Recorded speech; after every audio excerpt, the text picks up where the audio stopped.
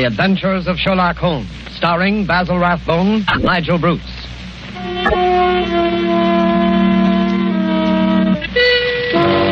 The makers of bromoquinine cold tablets bring you another adventure of Sherlock Holmes with Basil Rathbone as Sherlock Holmes and Nigel Bruce as Dr. Watson. Watch out for colds, ladies and gentlemen. They're very prevalent now, and a little cold may be the start of a serious illness. What you want to do at the first sign of a cold is take famous bromoquinine tablets. Bromoquinine tablets are made for one purpose and one purpose only, and that is the relief of colds. They act fast, give you speedy results, and that's what you want when you have a cold. Bromoquinine tablets are known the world over for their efficacy. Trust to reputation when buying a medicine. Do this when you feel a cold coming on, and you'll ask for bromoquinine cold tablets. And now, as we make our way through the night to Dr. Watson's hospitable door, we notice a feeling of spring in the air. The buds are swollen on the trees, still black and dripping from the rain. There's the smell of warm, damp earth. Delicious. Hey, Mr. Manning? Well, hello, Dr. Watson. I didn't see you in the darkness. Yes, I've been out checking up to see if my magnolias survived the winter. Any casualties? No, they all seem to be fairly bursting with buds. There's nothing as delicious as that first faint whiff of spring. All is treacherous. Come along to the house before we both catch our death of cold. After you, sir. Not at all, my boy. None of that age before beauty nonsense. I'm not as decrepit as all that. Oh, what's this? The front hall littered with trunks and suitcases? Oh, yes. I'm afraid my annual wanderlust has broken out rather early this spring. I'm off on a little jaunt first thing tomorrow morning, but come along into the study. Does that mean that this is the last of our storytelling evening? For this winter, yes, I'm afraid it does. Well, I trust I'm not too forward if I hope to be invited back again in the fall. Oh, of course not. You know we'll be waiting for your return. Oh, thanks very much. It's very, very decent of you to put up with the meanderings of an old fellow like myself. Huh? I appreciate it, you know. But sit down, Mr. Manning, down there, over there in the usual chair. Let's get on with our story before I get all glittery and sentimental. You're going to tell us about Professor Moriarty tonight, aren't you? Well, I had intended to, but I've changed my mind. I'm going to tell you the adventure of retired Colourman instead. Retired Colourman? Isn't that a military term? No, it isn't.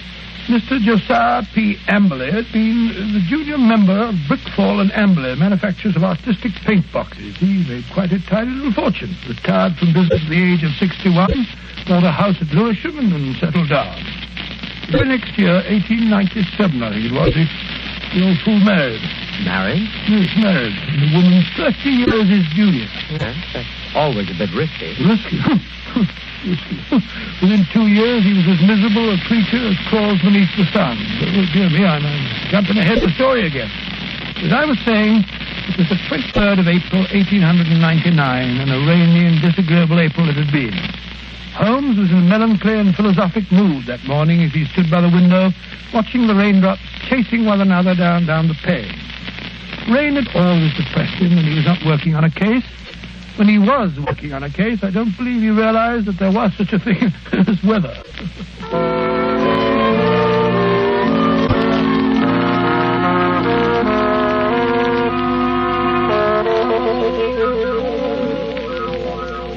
Look at that beastly rain.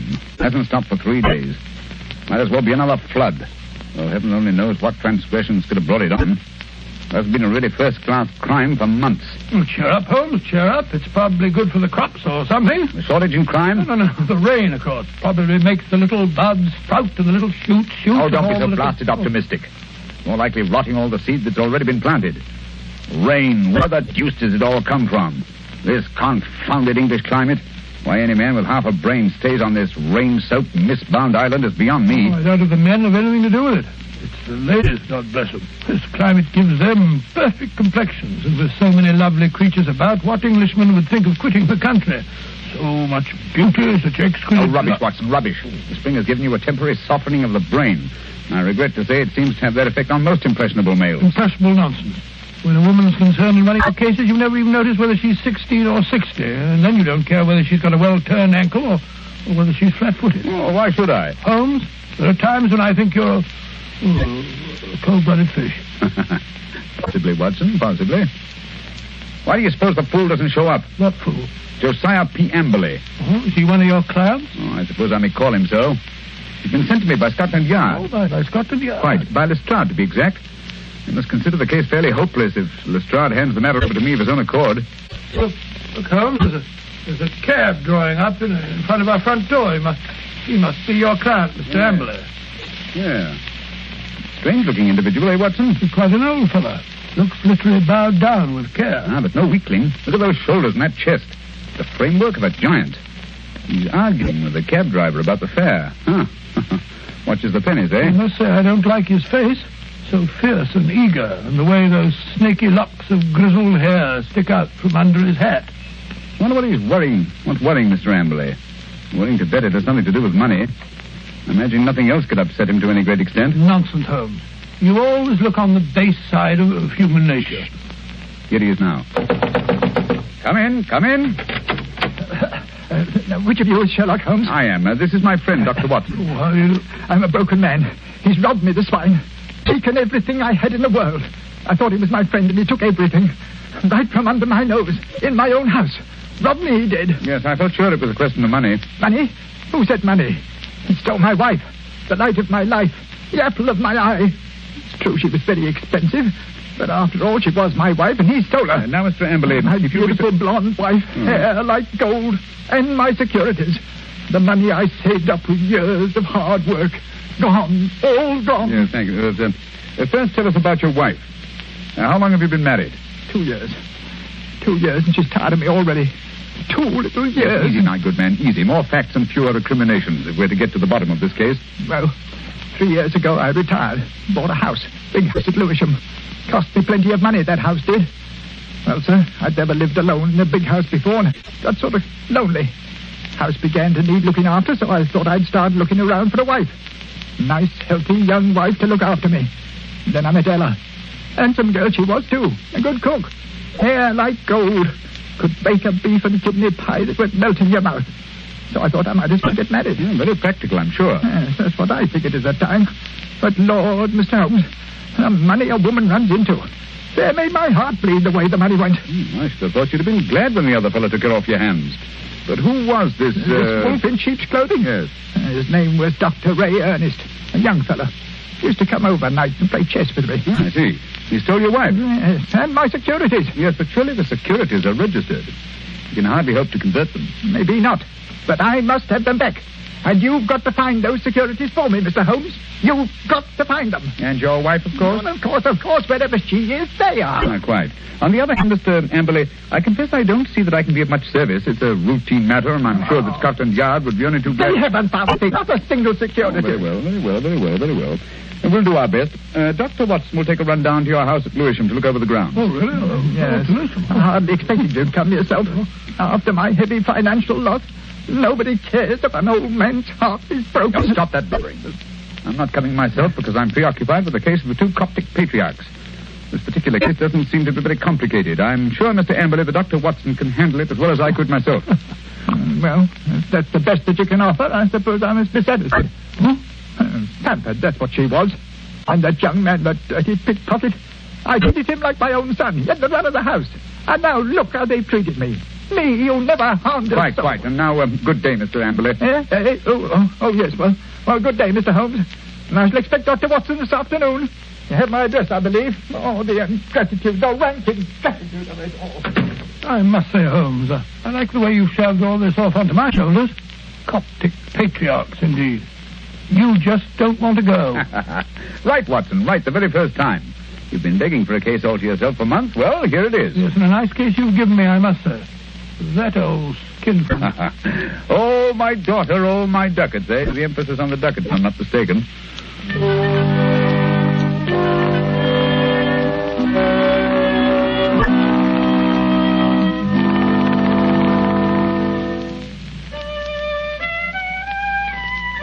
Oh, confound that passage. There. Ah, that's better. That's dash good. Hello. Steps on the stairs. Watson, if I'm not mistaken, and in a triumphant mood.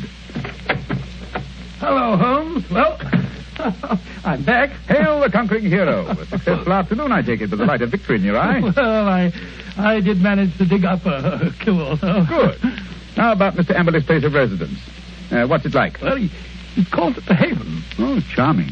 Yes, isn't it? I think the place would interest you, Holmes. You know that particular quarter, the monotonous brick streets, the weary suburban highways.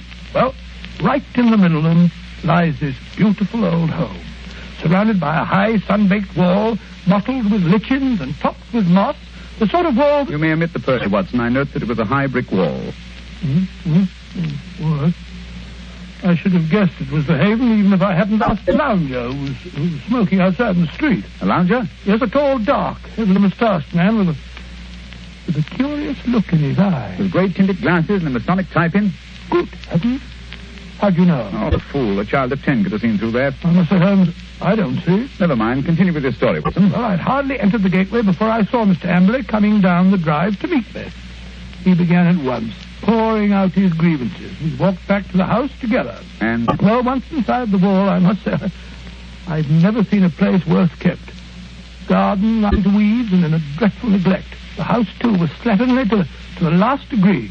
It just goes to show what happens to a place when there's no womanly hand about to keep it in order. Yes, but Mrs. Amberley's only been missing a few days. Hardly time for so much disintegration to take place. Must have set in before she left. Oh, possibly. At any rate, Mr. Amberley seemed to be ashamed of it.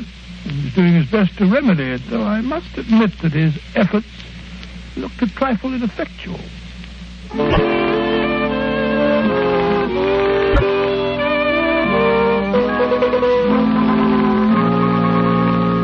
What's to become of me? What's to become of me? My wife gone, most of my fortune stolen. Oh, come in, Dr. Watson, come in. Here you see what remains of what used to be called my home. An Englishman's home is his castle, so they say. But home is where the heart is. And my heart... Look out, Dr. Watson, look out. That woodwork's just been... Oh, look at that. My best pair of trousers. Too bad. Careful. You almost kept in that pot of paint. Oh, dash it all, Em. This is absolutely the limit. Sorry, I shouldn't have left that pot of paint in the middle of the passage, I suppose. That when one's alone in the house, one forgets. Well, alone? So you've been doing this painting yourself? It must strike you a strange occupation under the circumstances. One must do something to ease an aching heart. And step in here, Dr. Watson. This is my study, my sanctum sanctorum. Oh, sanctum sanctorum. I see you've just finished painting woodwork in this room, too. What the smell of paint? Yes, it's not dry yet. That's why I have a fire in here. Now, let me see. Where did you keep your security? In the safe in that wall. This room is really a strong room, like a brick, with an iron shutter on the window and an iron door, burglar-proof. Ah, that's the irony of it. No thief from without could have taken my money, but my wife, my own wife. There's a picture, Dr. Watson, on the mantel, taken in a wedding dress. Nice-looking girl, Emily. It doesn't look the sort... the viper, the ingrate. Oh, really? Why, that very night, I bought 2 upper circle seats at the Haymarket Theatre. Wanted to give her a treat, I did. Oh, didn't she go? No. Last moment she said she felt sick. That she had a headache, she did. I believed her, went alone. When I came back, she was gone. The safe was right... Just a minute.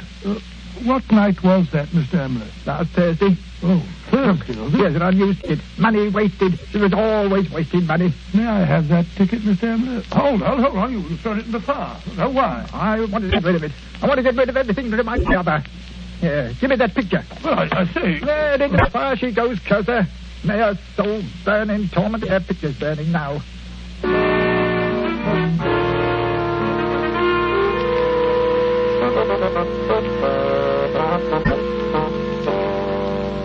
Unpleasant fellow, eh, Watson? This case begins to look more somber than I suspected. If you could only have brought me that ticket, Watson. Oh, I did my best, Holmes. I may not have the ticket itself, but I did notice the number of the seat. Oh, bravo, Watson. How did you happen to remember it? Well, as a matter of fact, it was my place in form at school, 31. See from the bottom. And so it stuck in my head. Splendid, old fellow. Then Amberley's seat must have been 30 or 32.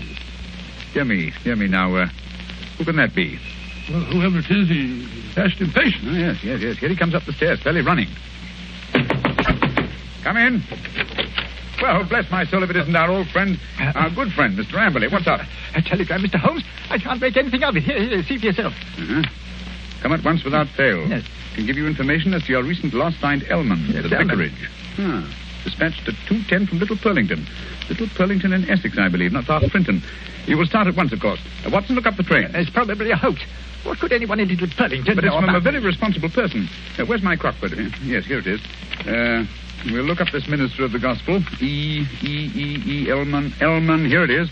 Here, J.C. Elman, M.A., living of Mossmore, Little Purlington. Yes, but I still don't... Surely, Mr. Amberley, you want to find your wife and your lost security, don't you? Of course, but it's a waste of time and money. Here we are. Here's a train from Liverpool Street at 5:20. Yes, just have time. Mr. Amberley, you go downstairs and hail a cab. I'll help Dr. Watson throw a few things in the bag. You think I need Dr. Watson?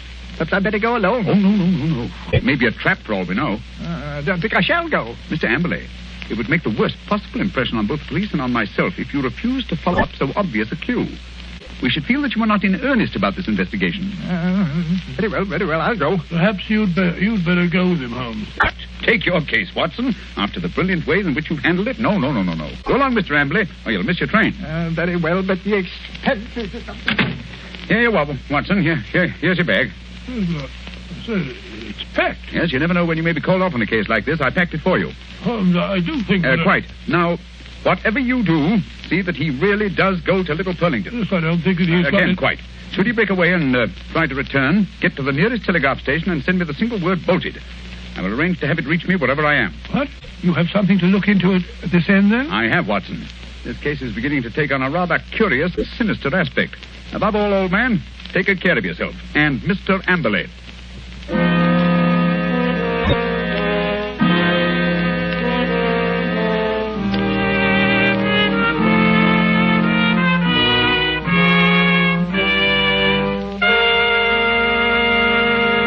Before we find the outcome of Watson's curious mission, ladies and gentlemen, I have a few words to say. Here's what you want to do when you feel a cold coming on. Here's what you want to do at the very first sign of a cold. Take famous bromoquinine cold tablets. Bromoquinine tablets don't fool. No, sir, they get right after a cold symptom. They get right after a cold's misery. They relieve the headache and other pains that go with a cold. They relieve that stuffiness and feeling of depression that accompanies a cold. They help reduce the fever that goes with a cold. Bromoquinine tablets are fast and decisive in their action. First, because they're made especially for the relief of the common cold. And secondly, because they act internally. You can take lots of things for the relief of a cold, but nothing more reputable and reliable than famous bromoquinine tablets. Get them at any drugstore at the first symptom of a cold. Ask for bromo, B-R-O-M-O, quinine, Q-U-I-N-I-N-E, bromoquinine cold tablets.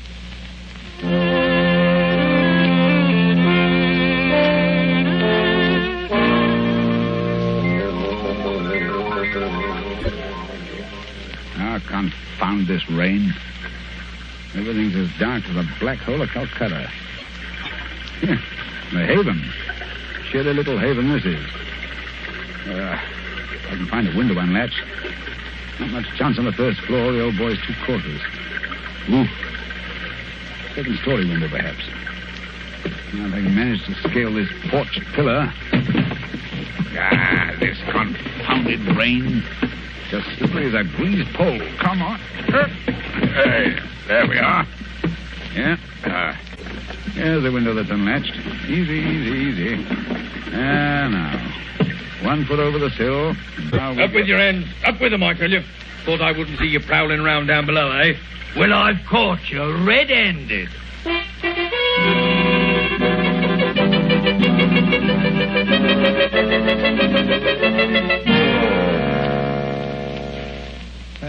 Nice wild goose chase that turned out to be. That friend of yours, Sherlock Holmes, is a fool. I'm sure, Mr. Amberley, if you'll call and see him, he can explain. Explain nothing. That vicar had never seen that telegram before. The way he treated us. You might have thought we were suspicious characters. Then missing the last train and having to sit up all night at a confounded station with the rain dripping through the roof. Well, we could have gone to an hotel. Gone to an hotel? That costs money. Gone to an hotel, indeed. Here's your house, Mr. Amberley. I think I'll go along home now and get some breakfast. You will not. I'm going to come into the house and see if everything's all... Why, look up there. The window over the porch. It's open. Perhaps you left it like that yourself. Rubbish. I tell you, I don't like the looks of this. Where's my key? Here it is. We'll soon find out. I say, it is gloomy, isn't it? Look. Someone's been here right enough. Footprints on the fresh paint. I'll find them if I have to tear the place apart. No need for that, Mr. Amberley. We're here waiting for you in the study. Holmes! Good heavens, what a start you gave. How did you get in here? Climbed in through through an upstairs window. That's burglary, young man. Yes. Burglary has always been an alternate profession, and I cared to adopt it. I'll admit I was glad I hadn't when I walked into Inspector Lestrade's gun last night. He thought I was a burglar, too. But come, we're keeping him waiting. He's in the library. Here they are, Lestrade. I told you we could expect them back before 10. No, but look here, that's not Lestrade. That's the man I saw loitering in front of the gate yesterday afternoon. The fellow with the black moustache and the glasses. Yes, that's right, Dr. Watson. Yes. Lestrade fondly imagines that's a disguise. Oh, now look here, no. Why, it's as obvious to anyone who takes the Now, trouble. look They here, can see I've had enough of this. I won't have two busybodies prowling around my house in the middle of the night. And what's more, Mr. Sherlock Holmes, I suspect you sent that telegram yourself. Very clever of you, Mr. Amberley, very clever. You look a trifle pale. I thought a night in the country might do you no, good. enough of that. What kind of a fool do you take me for? I have you put behind the bars, all of you. Oh, surely not Inspector Lestrade. Why, he's from Scotland Yard. I don't care if it's from the House of Lords. Yeah, none of that. You're all disgraced, publicly disgraced. Breaking into my house in the middle of the night. Oh, I'll get you for that. What were you doing in here last night? Answer me that. Looking for the bodies. What? Looking for the bodies of your wife and Dr. Ernest. What have you done with them? How dare You murdered them in this room. We have ample proof. Why, you... Stop him, Watson. Stop him. He's got a capsule in his hand. It's poison. He's going to swallow it. No. Come on, get that out. Spit it out. Spit it out. Spit it out, or I'll choke No you. shortcut, Mr. Amberley, if you please. Everything decently and in its proper place. Take him away, Lestrade. Right, come along now. No more monkey business. I won't put up with that. All right, come. Phew, what a scene. So that old brute Amberley's a murderer, eh? How did you find it out? Well, the first clue was the theater ticket, which you didn't use. We found that out. Oh, that destroyed his alibi. Yes, the theater people assured us that there had been 2 empty seats, not just one. The second clue was the smell of fresh paint. What was he trying to hide by that? What? Gas. He asphyxiated his wife and Dr. Ernst in this room, Good heavens. his strong room, which was as near airtight as anything could humanly possibly Yeah, be. but how? Well, that's what I wanted to find out. That's what I was looking for when I broke into the house last night. And what did you find? Look here. Notice the gas pipe along the skirting here? It rises in the wall, in the angle there, and ends in that plaster rose in the center of the ceiling where it's concealed by that ornamentation. The end's wide open. How horrible. Yes, and look here. Look, near the floor. What do you make out? 2 words written on the wall. We were. Then a scroll. We were. What does that mean? The poor devil was trying to write, "We were murdered." I can see the whole ghastly scene. It was last Thursday night. Amberley had lured his wife and Dr. Ernest into this room.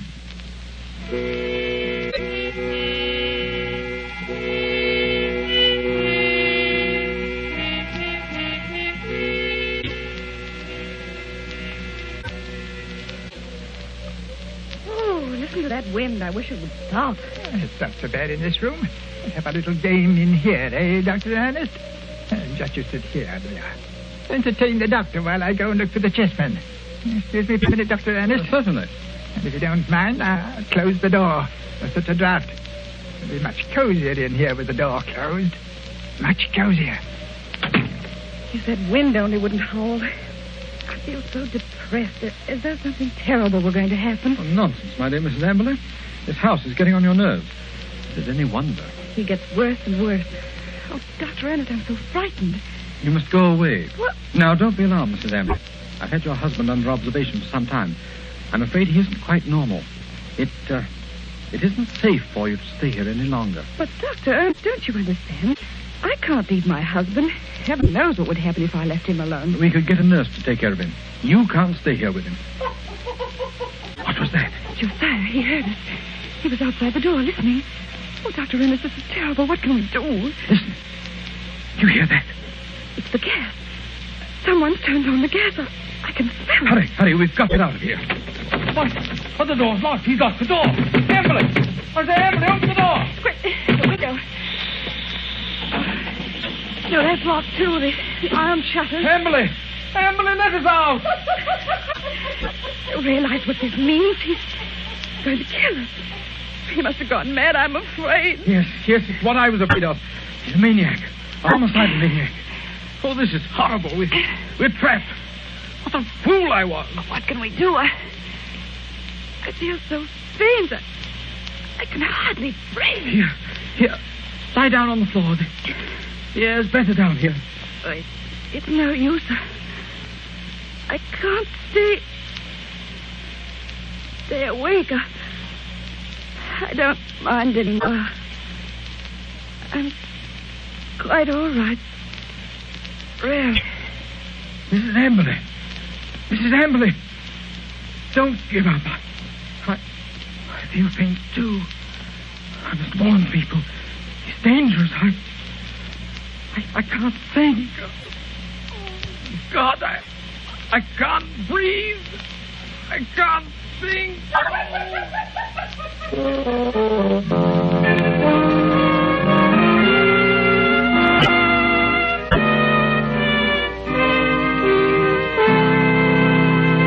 What a tragic story, Dr. Watson. Was Mr. Amberley insane? They decided he was. He ended his days in an asylum. Did they ever find the bodies? Yes, at the bottom of an old well, the opening of which had been cleverly concealed by a dog catcher. I see. And now I'm afraid it's time to say goodbye. Well, not goodbye, Dr. Watson. Au revoir. Well, just as you say, Mr. Manning. Anyway, in conclusion, I want to thank you and our radio audiences who so patiently listened to the reminiscences of a sentimental old fellow. And I want to wish you all, old and young, an extremely happy summer. Thank you, Dr. Watson. Ladies and gentlemen, in just a moment, Basil Rathbone would like to say a few words to you. But first, may I give you a word of advice? Remember the danger of the so-called common cold. Remember the sickness it can cause and the bills it can cost. Act promptly, decisively, at the first sign of a cold. Take famous bromoquinine tablets. Bromoquinine tablets have a reputation. Their fame extends to all quarters of the globe. Their merit is an assured fact. Reliability is the one thing you want in any medicine, especially medicine for the relief of colds. Don't wait. Don't procrastinate when you feel a cold coming on. Go right to your druggist and get a box of bromoquinine tablets. The small cost may save you a lot in grief and expense. Ask clearly for bromoquinine cold tablets. And now, here's Basil Rathbone. Ladies and gentlemen, to me, Sherlock Holmes has always been one of the greatest characters ever created. Tonight, as our present series ends, I'd like to thank our sponsor, the makers of bromoquinine, for giving me the opportunity of playing Holmes on the air, especially with such an inspired Dr. Watson as Sir Bruce. Oh, Basil, that's Quiet, please. Oh, sorry, what? Speaking for myself and Mr. Bruce, may I express our gratitude to our radio audience for the many letters of interest and encouragement that we received. And finally, a word of appreciation to all the performers and others concerned with this program who have helped so immeasurably in making the Baker Street days live again. And now, until fall, it's time for me too to say au revoir and good luck.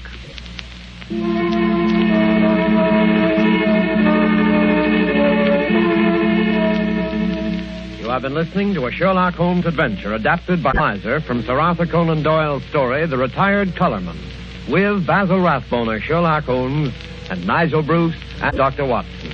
The Sherlock Holmes series was produced by Tom McKnight. This program was presented from Hollywood by the makers of bromoquinine cold tablets, quick relief for colds. This is Knox Manning speaking.